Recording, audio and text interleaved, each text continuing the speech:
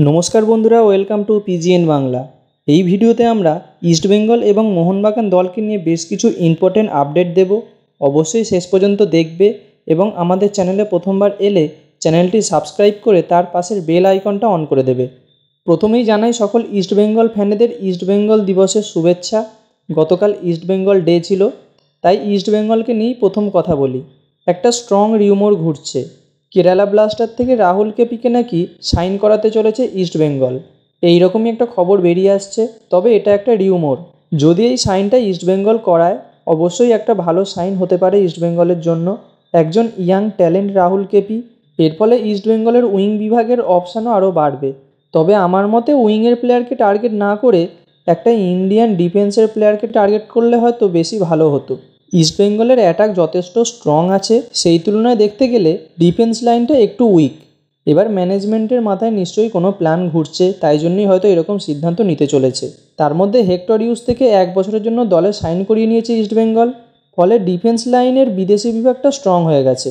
Centre back এবং central defensive midfielder, এই দুই পজিশনেই খেলতে পারে হেক্টর ইউজতে। তবে গত মরশুমে মোহনবাগানের হয়ে শুধু ডিফেন্সেই খেলেছে এবং যথেষ্ট ভালো পারফরমেন্সও করেছে।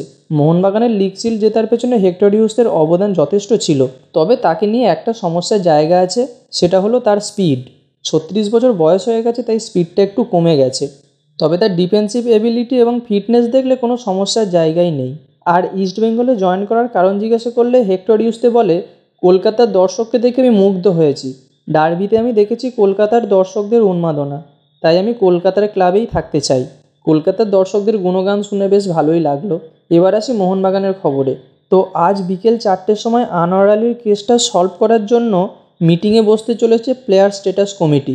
সবার তো নজর এই দিকেই থাকবে শেষ পর্যন্ত কী সিদ্ধান্ত হয়।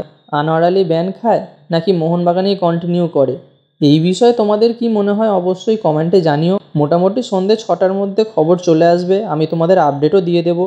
তবে আনোয়ার আলী সম্পর্কে সঞ্জীব গোয়েঙ্কা একটা কথা বলেছেন, সেটা হলো আনোয়ার আলী খুব মিষ্টি ছেলে, ওর প্রতি আমার অগাধ ভালোবাসা আছে।